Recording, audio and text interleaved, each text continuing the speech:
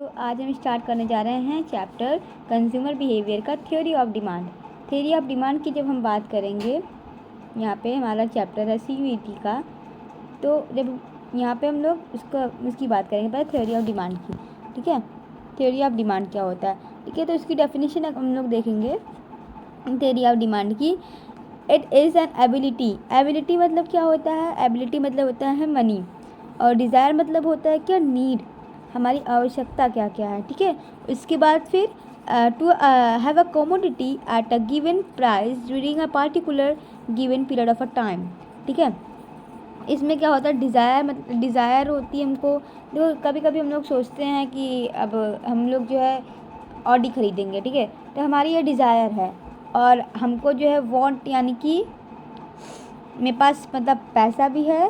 ठीक है, मेरे पास पैसा भी है और हम ख़रीदना भी चाह रहे हैं, लेकिन मेरे पास ख़रीदने की अभी चाह नहीं है। ठीक है, मुझे ज़रूरत है और मेरे पास पैसा भी है, लेकिन अभी हम सोच नहीं रहे हैं उसको ख़रीदने के लिए। ठीक है, तो ये हमारा क्या हो गया? इसमें 3 चीज़ आती है, डिज़ायर, वांट एंड डिमांड, यानी कि डिज़ायर, वांट और विलिंगनेस। ठीक है, विलिंगनेस मतलब होता है कि मेरे पास पैसा भी है, हम चाहते भी हैं और ज़रूरत भी है। ठीक है, तो 3 चीज़ हमारी आती है। उसके बाद फिर इंडिविजुअल डिमांड क्या होती है? इंडिविजुअल डिमांड की हम बात करते हैं आगे। ठीक है, इंडिविजुअल डिमांड क्या होता है? Individual demand, it is an ability, it is an ability of desire, it is an ability of desire to have a commodity at a given price during a given period of a time by an individual person. ठीक है, by an individual person. ठीक है, इसमें क्या होता है? Individual की बात की गई है। इसमें क्या होगा? इंडिविजुअल की बात की गई, किसी एक व्यक्ति की बात की गई है। ठीक है, उसके बाद फिर आते हैं हम लोग मार्केट डिमांड पे। मार्केट डिमांड क्या है? मार्केट डिमांड में बहुत लोग रहते हैं, बहुत पब्लिक रहती है। ठीक है, it is an ability of desire to have a commodity at a given price during a given period of a time by 2 or more, 2 या 2 से अधिक। ठीक है, इसमें क्या होता है? Market demand. मार्केट डिमांड मतलब देखो यहाँ पे मैंने एक एग्जांपल लिया, एक ए है और एक बी है। ए में ए का प्राइस जो है 4 रुपये से 4 रुपये है, और उसकी क्वांटिटी 20 रुपये है, और फिर जो है 5 रुपये हुआ, फिर वो जो है 10 रुपये हुआ। और बी का क्या हो गया? बी का प्राइस 4 रुपये है और क्वांटिटी 25 रुपये है, और फिर प्राइस 5 रुपये हुआ, इसके बाद फिर क्वांटिटी हमारे 15 रुपये हो गई। तो इन दोनों को ऐड करके, ठीक है, इन दोनों को ऐड करके हम लोग का क्या निकल आएगा? Market demand. ठीक है, मार्केट डिमांड ए प्लस बी यानी कि दोनों को ऐड करके हमारा क्या निकल आएगा? मार्केट डिमांड निकल आएगा। ठीक है, उसके बाद हम लोग आगे आते हैं यहाँ पे लॉ ऑफ डिमांड। ठीक है, लॉ ऑफ डिमांड क्या होता है? अब देखो लॉ ऑफ डिमांड की हम लोग बात कर लेते हैं यहाँ पे।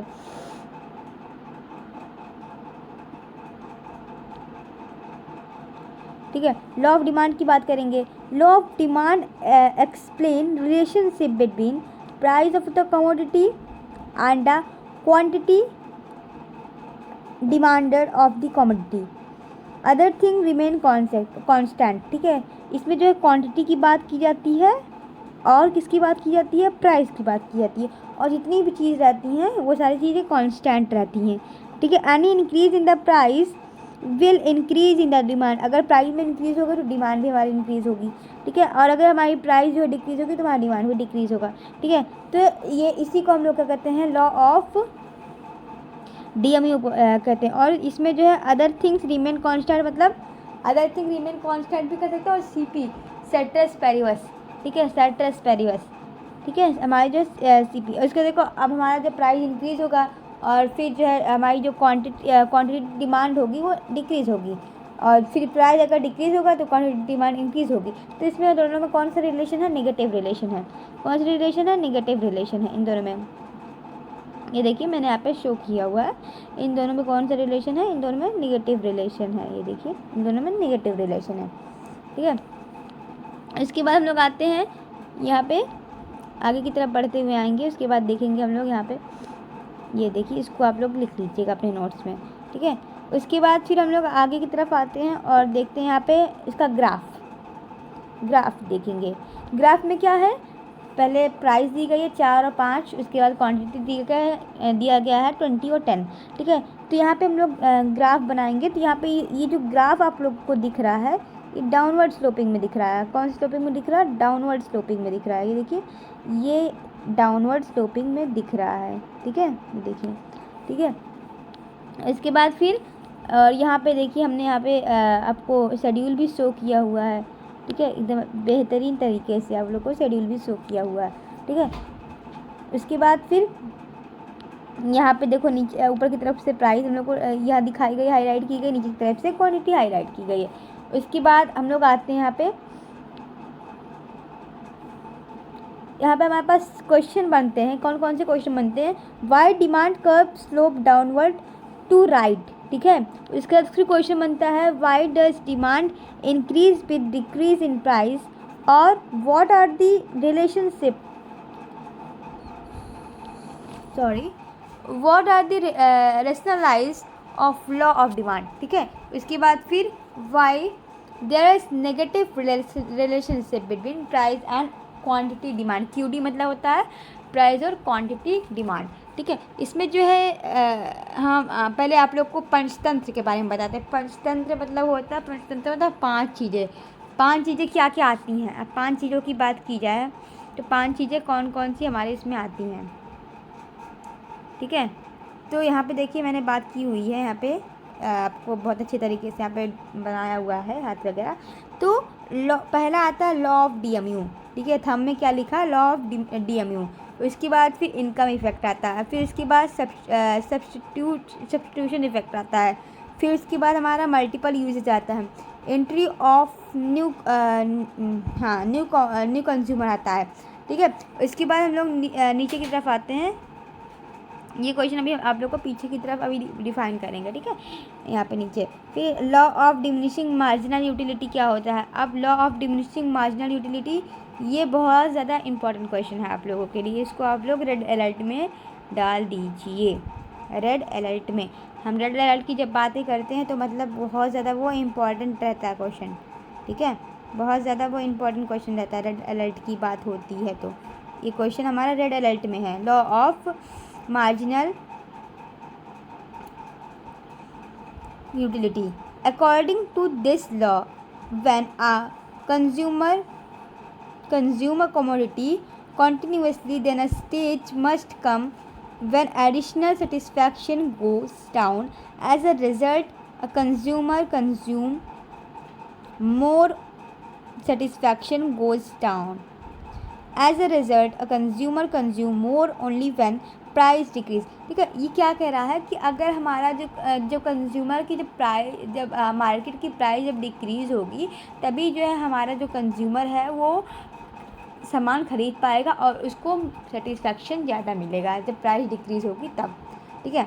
उसके बाद फिर इसमें आता है इनकम इफेक्ट। इनकम इफेक्ट क्या होता है कि when the price of a good decrease then real income of the consumer increase, which increase his production power and so demand increase, ठीक है। अब जैसे प्राइस के इफेक्ट मतलब अगर हमारा जो है हमारी जब इनकम जो है इंक्रीज होती है तो हमारा जो डिमांड होता है वो भी इंक्रीज होता है साथ साथ में। और जब हमारी प्राइस जो है जब हमारा इनकम इंक्रीज होता है तो हमारे प्राइस भी जब हमारा इनकम जो है डिक्रीज होता है तो हमारा प्राइस भी डिक्रीज होता है साथ साथ में, ठीक है। सब्स्टिट्यूट इफेक्ट क्या होता है?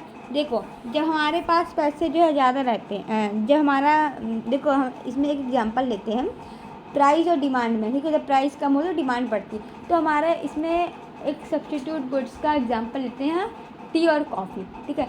अगर हमारे जो है टी का प्राइस जो है बढ़ जाएगा, ठीक है, हमारे टी का प्राइस बढ़ जाएगा तो हम लोग क्या करेंगे,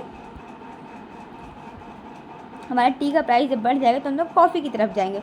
तो ये हमारा जो है सब्स्टिट्यूशन इफेक्ट हो गया, ठीक है। तो इसमें जो है प्राइस और डिमांड के बारे में बताया गया है, ठीक है, प्राइस और डिमांड का इंक्रीज़ होना और डिक्रीज़ होना, ठीक है। उसके बाद फिर हम लोग आगे की तरफ आते हैं। यहाँ पे देखो सब्स्टिट्यूट इफेक्ट का बताया गया है। यहाँ देखो मैंने एक और एग्जांपल लिया था माजा और स्लाइस का।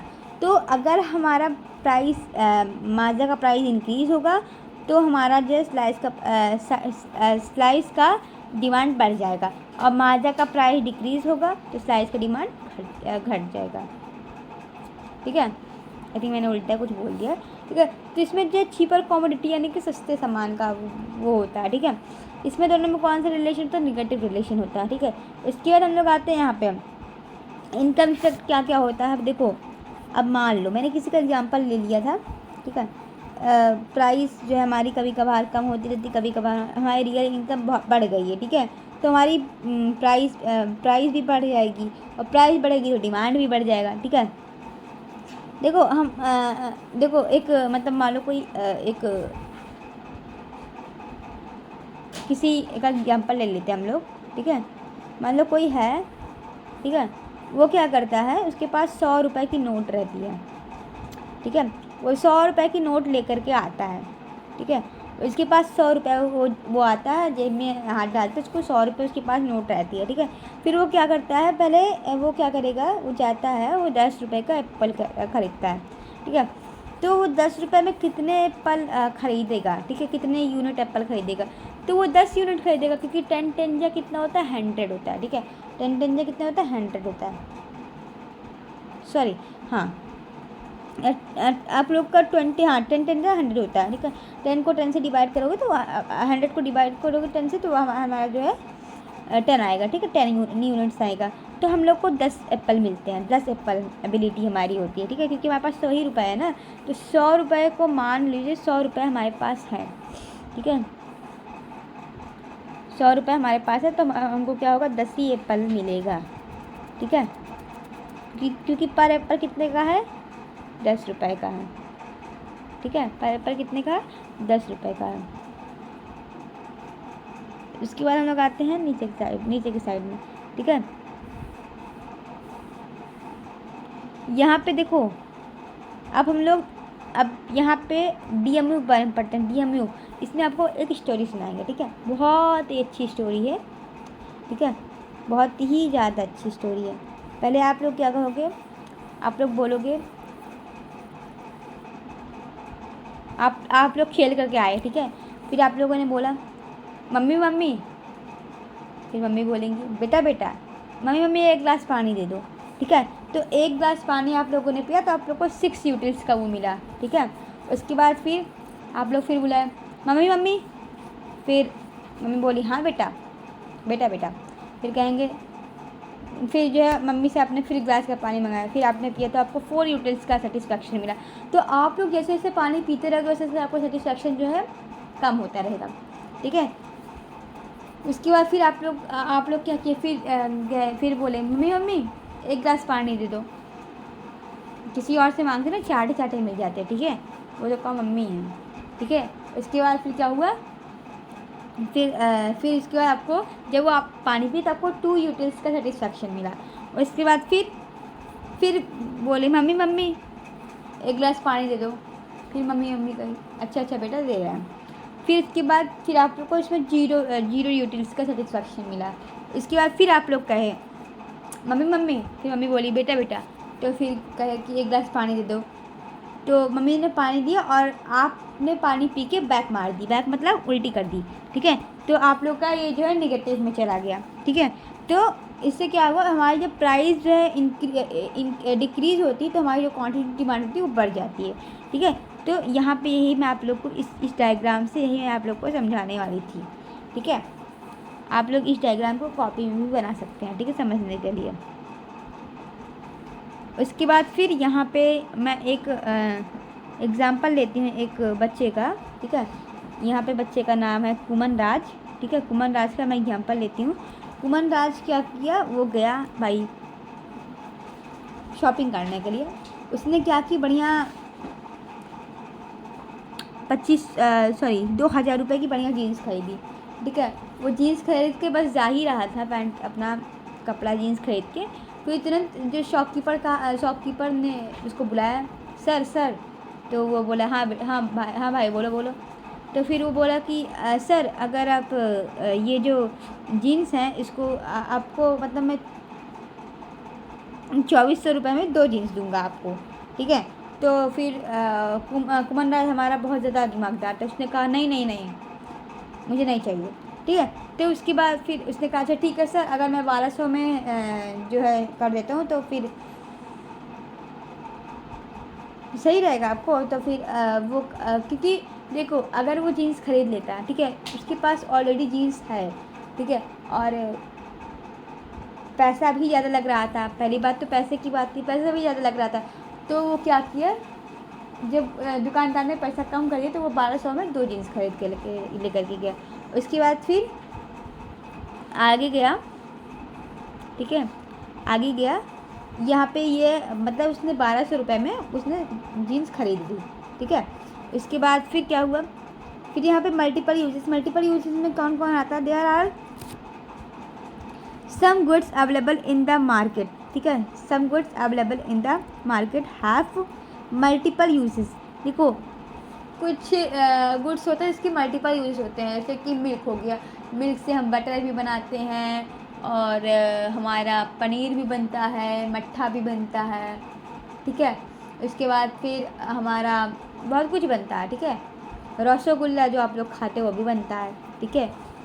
एंड ठीक है, ये सारी चीज़ें हमारे मतलब एक प्रोडक्ट, एक जो है एक चीज़ के मल्टीपल यूजेस, ठीक है। इलेक्ट्रिसिटी का भी मल्टीपल यूजेस होता है, मोबाइल का भी मल्टीपल यूजेस होता है, मोबाइल में बहुत ही सारे ऐप्स होते हैं, ठीक है। इसमें आप सर्च कर सकते हैं, जब आप लोग गूगल पे सर्च करते हैं तो आप लोग को हर एक चीज़ जो चीज़ें ऑल वर्ल्ड में जितनी भी चीज़ें सब कुछ पता चल जाता है, ठीक है। एंट्री ऑफ न्यू कंज्यूमर, अब न्यू कंज्यूमर जब आता है तो क्या होता है, when price of a commodity demand then some new consumer enter into the market and as a result demand increase, ठीक है। कुछ जो है न्यू जो है कौन आते हैं, न्यू कंज्यूमर आते हैं मार्केट में, ठीक है। इसके हम लोग आते हैं आगे की तरफ, which are the following is not rationalise of law of demand, ठीक है। तो कौन जो है नहीं वो करता है, कौन जो है नहीं रेशनलाइज करता है लॉ ऑफ डिमांड में, ठीक है। तो यहाँ पे हम लोग बात करते हैं, तो यहाँ पे होगा आंसर हमारा रिलेटेड गुड्स होगा, ठीक है, रिलेटेड गुड्स होगा। तो इसी के साथ अभी मैं ये चैप्टर एंड करती हूँ, ठीक है। आगे की चैप्टर्स मैं आप लोग को अगले वीडियो में पढ़ाऊँगी, क्योंकि वीडियो वगैरह बड़ी हो जाएगी, ठीक है। Thank you for watching this video, and if you like this video then like and subscribe my channel for this another wonderful videos, okay. Thank you so much, tata, bye bye, see you, take care.